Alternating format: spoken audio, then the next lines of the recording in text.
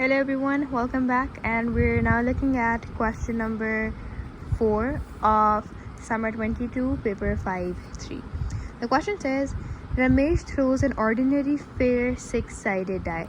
So when we say fair, that means that the probability of getting each number is equal in all cases. The probability of getting a 1 is 1 by 6, and the same goes for all the numbers. So the A part says, find the probability that he obtains a 4 for the first time on his 8th throw. So that is to say that he is going to succeed for the first time on his 8th throw, which means that for all of his rest 7 throws, he did not succeed. So the probability that he succeeds is 1 by 6, because the probability of obtaining the 4 is 1 by 6, and the probability that he does not obtain a 4 is just 1 minus 1 by 6, which is simply 5 by 6. So this is my P, which is the probability of him succeeding, and this is the probability of him not succeeding. So when we say that he obtains it for the first time on his 8th throw, that means for the first 7 throws he got 5 by 6. So that is 5 by 6 raised to the power 7, or you can multiply 5 by 6, like multiply 5 by 6 like 7 times, multiply by 1 by 6, which is, so these are the first 7 throws where he did not succeed, and this is his 8th throw where he did succeed. And now we're just going to put this in calculator, and we get 5 by 6 raised to the power 7 multiplied by 1 by 6, and the answer you get is 0.0465. And that is it for first part. Moving on towards B part. Find the probability that it takes no more than 5 throws for Ramesh to obtain a 4. Whenever we say that no more than 5 throws, that is x has to be less than equal to 5. That means it can be 5 or it can be less than, but it cannot be more than 5. So for this there is a formula, which is 1 minus Q.4, where Q is the probability of him not succeeding, which we found out earlier is 5 by 6, and R is this value, so we just write 5. So whenever you have less than equal to, you have to apply this formula, 1 minus Q raised to the power R, and then once we put the values in, you have 5 by 6 raised to the power 5, and you get 0.598 as your answer.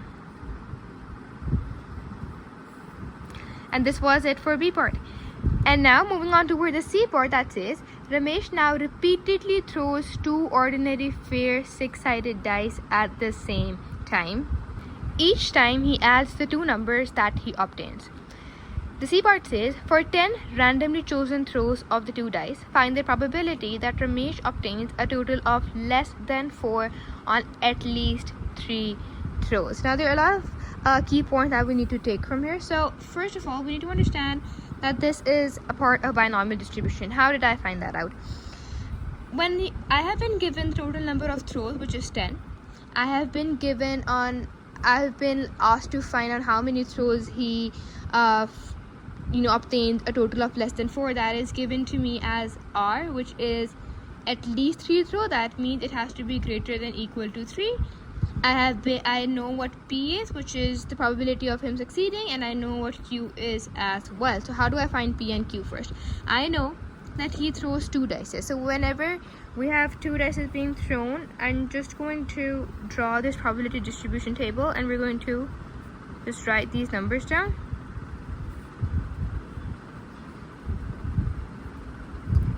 And since the score is the sum of the numbers, so it has to be 2, 3, 4, 5, 6, 7, 3, 4, 5, 6, 7, 8, 4, 5, 6, 7, 8, 9,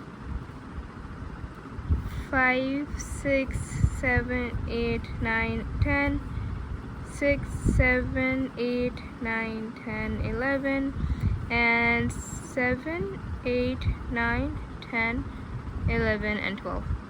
To have made this table, they want us to find the probability that he obtains a total of less than 4. So let's just circle all the possibility that we have.